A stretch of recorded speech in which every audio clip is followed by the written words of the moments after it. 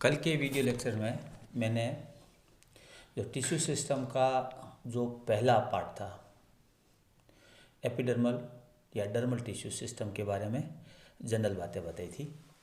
आज अपन शुरू करते हैं कि जो एपिडर्मल सेल होती है क्या उसमें अजैव पदार्थ उपस्थित रहते हैं।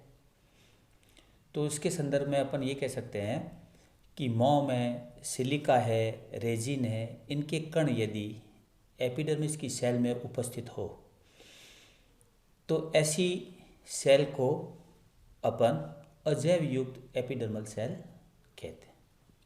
क्या कि मैंने कल बताया था कि एपिडर्मिस है वो पैरेन्काइमेटस सेल से मिलकर बनी है। यदि इसके अंदर क्लोरोफिल उपस्थित हो जाए, जैसे मैंने कल बताया था, तो वो क्लोरेनकाइमेटस हो जाती है। अब यदि इसके अंदर कोई अजैव पदार्थ उपस्थित है तो क्या पहली बात तो ये आती है, क्या इसके अंदर अजैव पदार्थ उपस्थित हो सकते हैं? तो अपना आंसर होगा हाँ, उपस्थित हो सकते हैं।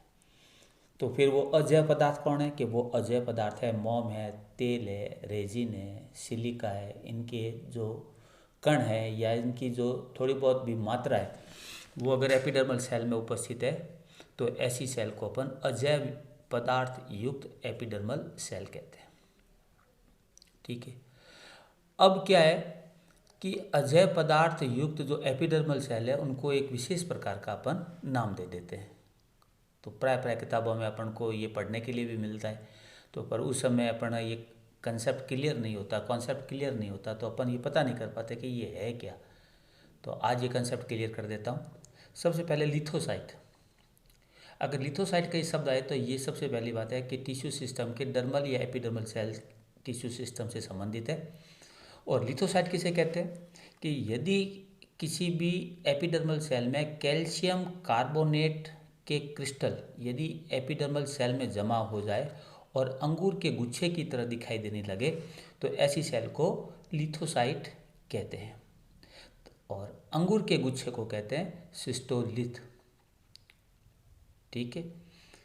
तो सिस्टोलिथ युक्त एपिडर्मल सेल को लिथोसाइट कहते हैं। उदाहरण कौन है कि फाइकस की लीफ की एपिडर्मल सेल में, कुकुरबिटेसी तथा एकैंथेसी फैमिली के कुछ प्लांट्स में ये पाई जाती है। तो लिथोसाइट क्या हुआ कि एपिडर्मिस की सेल के अंदर कैल्शियम कार्बोनेट के कण इकट्ठा होकर अंगूर के गुच्छे की तरह दिखाई देने लगे तो ऐसी सेल को अपन लिथोसाइट कहते हैं।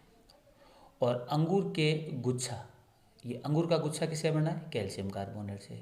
उसको अपन क्या कहते हैं? सिस्टोलिथ कहते हैं। अगला आता है माइरोसिन। माइरोसिन सेल। यदि किसी एपिडर्मिस की सेल फूलकर वेसिकल की तरह दिखाई, यानी एक बड़ी गुब्बारे की तरह या एक पुटिका की तरह दिखाई देने लगे तो इसको अपन माइरोसिन सेल कहते हैं। इसको माइरोसिन सेल क्यों कहते हैं? क्योंकि इसके अंदर माइरोसिन नामक एंजाइम भरा रहता है, इसलिए इसको माइरोसिन सेल कहते हैं। और ये प्राय क्रूसीफेरी कुल के मेंबर्स के प्लांट में पाया जाता है।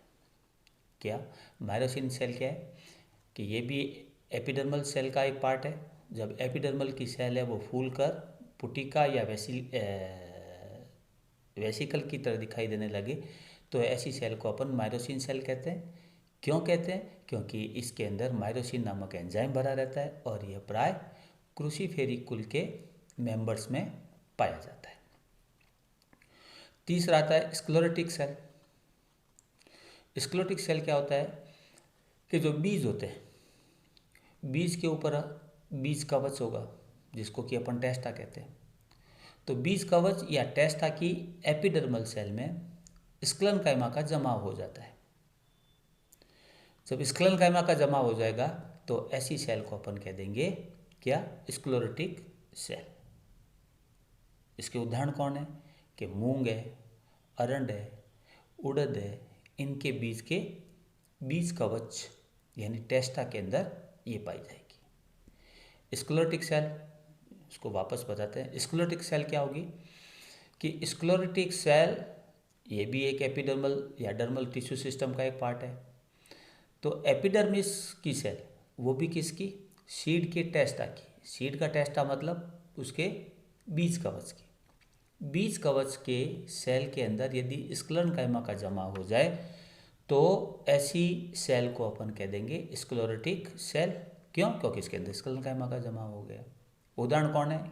मूंग है, अरंड है, उड़द है, इनके बीज के टेस्टा के बारे में।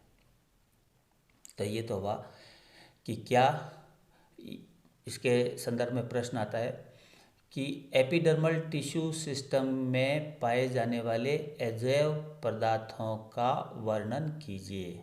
तो आपको इसमें कुछ नहीं करना, आपको इसमें केवल 3 सेल के बारे में बताना है, लिथोसाइट, माइरोसिन सेल और स्क्लेरोटिक सेल। ये शॉर्ट नोट में आता है, 5 नंबर का आता है, बहुत ही सिंपल है अगर आपके पढ़ा हुआ है या समझा हुआ है तो। अब दूसरा आता है कि अजैव पदार्थों के अलावा इसकी एपिडर्मल सेल के अंदर कोई विशेष स्ट्रक्चर पाई जाती है। आंसर होगा हाँ, स्पेशल स्ट्रक्चर पाई जाती है। तो भाई साहब कौन कौन सी है? तो उसमें आपको बता देते हैं कि इसके अंदर 5 प्रकार की स्पेशल स्ट्रक्चर पाई जाती है। कौन कौन है? कि स्टोमेटा है, बुलिफॉर्म सेल है, एपिडर्मल आउटग्रोथ्स है, वाटर वेसिकल्स है एंड हेयर्स है। अब वो चाहे स्टेम हेयर हो चाहे रूट हेयर हो। तो ये 5 प्रकार की special structure epidermal tissue system में पाई जाती है। ठीक है, तो आज मैंने क्या कराया? आज मैंने कराया कि क्या एपिडर्मल टिश्यू सिस्टम की सेल यानी एपिडर्मिस की सेल में अजैव पदार्थ पाए जाते हैं? हाँ। दूसरा, क्या एपिडर्मल टिश्यू सिस्टम की एपिडर्मिस पर कोई विशेष प्रकार की संरचनाएं उपस्थित रहती है? आंसर है हाँ। वो संरचनाएं कौन कौन सी है? कि स्टोमेटा है, बुलिफॉर्म सेल है, एपिडर्मल आउटग्रोथ है, वाटर वेसिकल्स है और हेयर है। हेयर भी कौन सा हो सकता है? या तो रूट हेयर हो सकते हैं या स्टेम हेयर हो सकते हैं। अब कल से अपन क्या करेंगे कि जो स्पेशल स्ट्रक्चर है जिसके अभी मैंने 5 बताए थे, उनको एक एक को लेकर के इनका एक एक का वर्णन करना शुरू कर देंगे। तो सबसे पहले करेंगे अपन स्टोमेटा। ये स्टोमेटा वाला जो पार्ट है वो बहुत इंपॉर्टेंट है। ये आपके 3rd ईयर तक चलेगा और आपके प्लांट फिजियोलॉजी में भी आएगा। तो इसको एक बार ढंग से याद कर लीजिए, समझ लीजिए, आपको कहीं पर भी अड़ने की ज़रूरत नहीं। ठीक है, बाकी का कल करेंगे।